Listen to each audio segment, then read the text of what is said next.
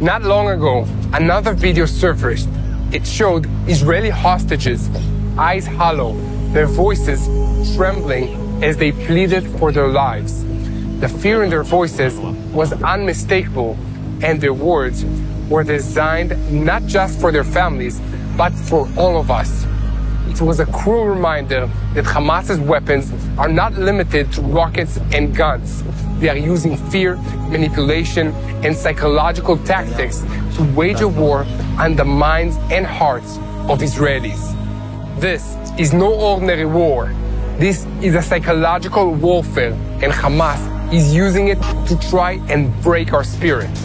I'm Yair Pinto, and this is My State, a program about current events, my belief in God, and my journey in the Holy Land. Hamas's strategy has never been just about the battlefield. From the moment this war began, they have been employing psychological manipulation to weaken Israel, both militarily and emotionally. And now, with captured Israeli hostages, they've taken this warfare to a whole new level.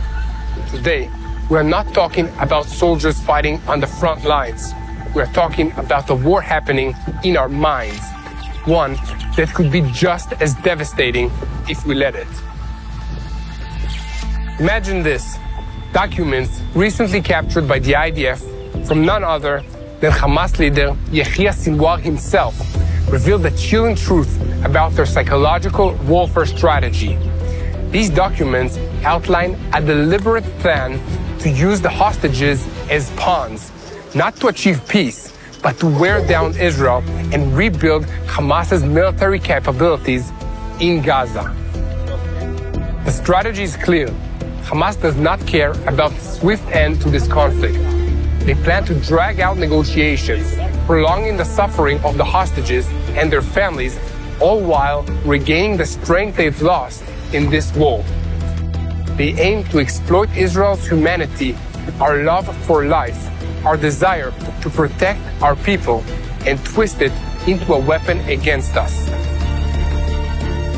One of the most disturbing tactics revealed in these documents is Hamas's manipulation of the families of the hostages.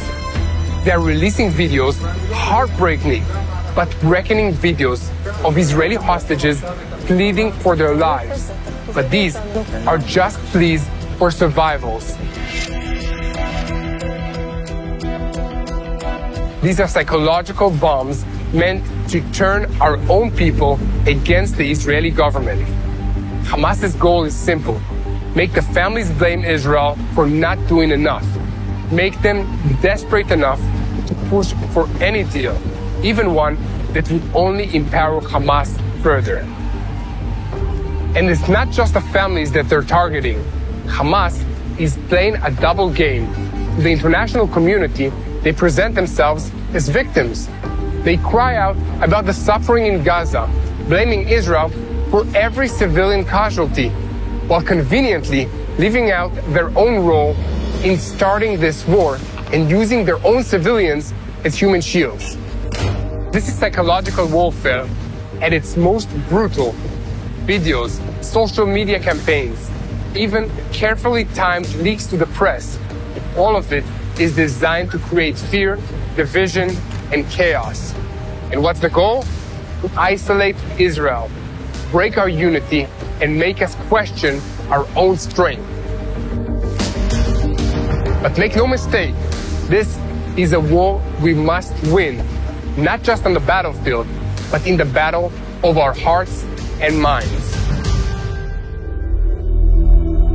Hamas's psychological warfare is as dangerous as any rocket or bullet. It's a direct attack on our spirit, our unity, and our resolve. But we must not let them win.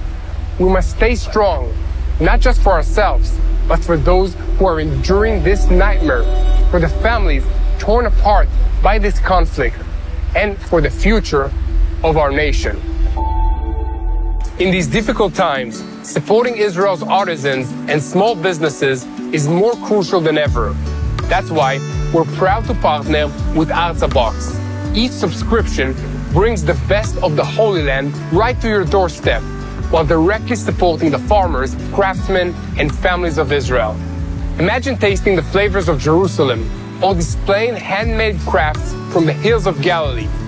Every Arza box connects you with the rich history and traditions of Israel while giving you a piece of its vibrant culture and spirit. Go to arzabox.com and use the code TBNIL for an exclusive 10% discount on your first subscription. Thank you for your support, and may God bless you. My colleague Mati Shoshani from our series In Our Neighborhood met up with Eythan Gilboa to discuss psychological warfare used by Hamas in this war. Professor Gilboa, many people, when they think about the events of October 7th and everything that followed after that, but they don't realize that a huge element of it is the side of the psychological warfare. And you have an expertise on that topic. I'd be interested to hear your take on how important the element of psychological warfare is in this war that we're fighting.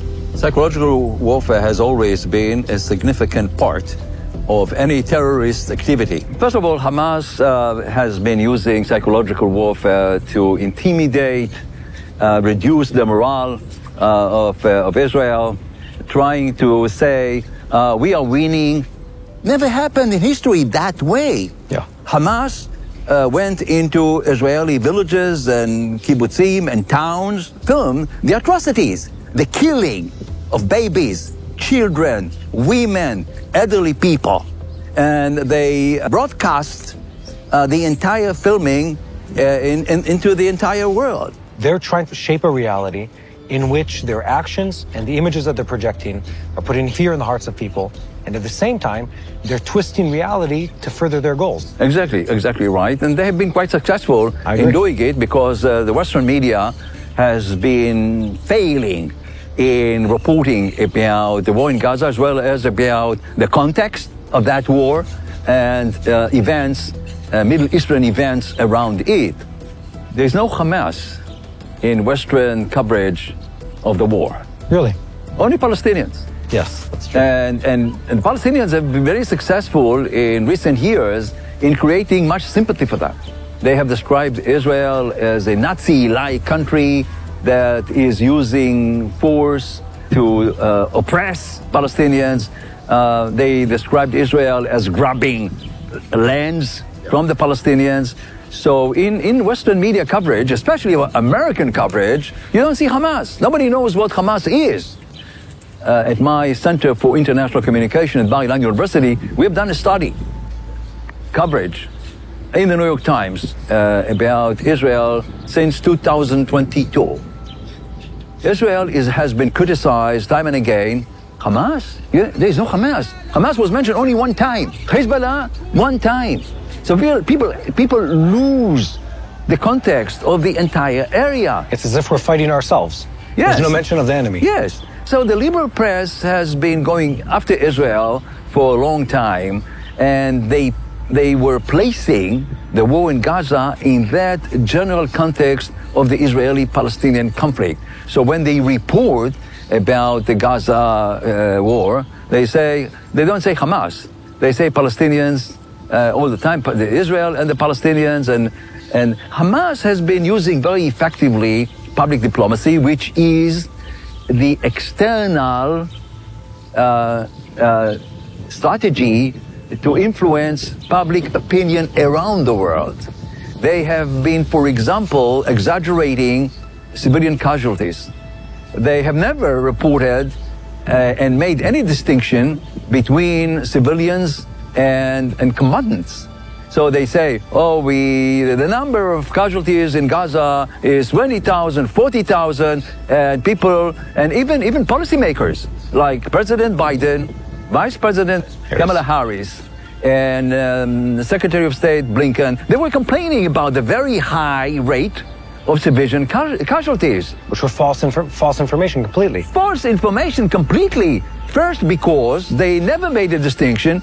So Palestinians say, not Hamas is saying, and they brutally used videotapes of hostages to influence public opinion in Israel, to get more pressure on the government to stop the war, because they were badly bitten militarily on the ground.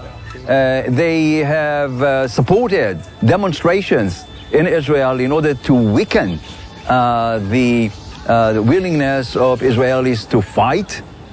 So these are all goals of psychological warfare. I look at journalists that falsify facts, and it's beyond the point of like, this is human error. It is intentional.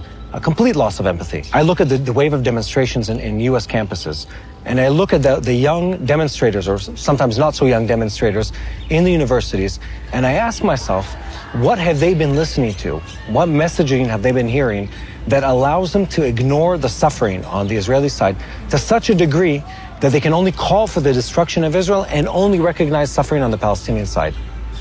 I've been teaching in the United States almost every year.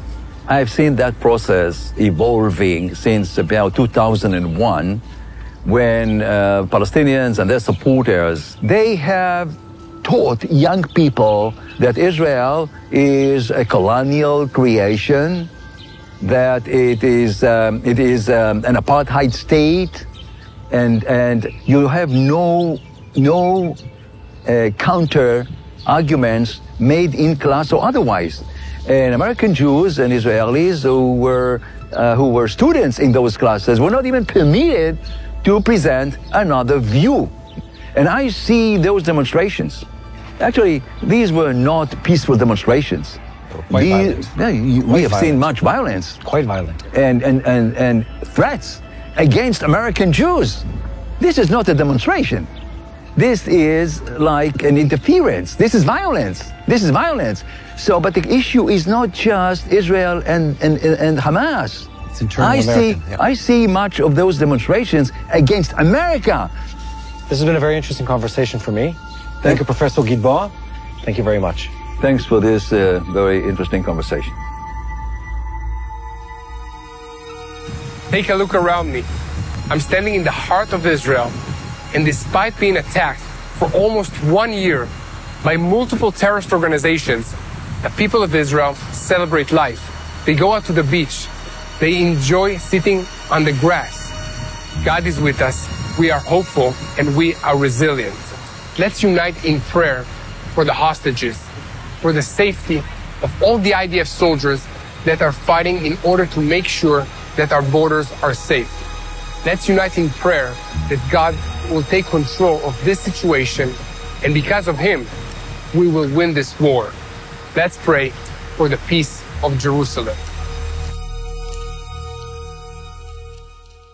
Hello, this is Mati here in Jerusalem with TBN Israel. This is Yair Pinto from TBN Israel here in Jerusalem. TBN Israel is keeping viewers informed with Israel-focused news, culture, and what God is doing in this land. Support TBN Israel today online at tbn.org/Israel. Thank you.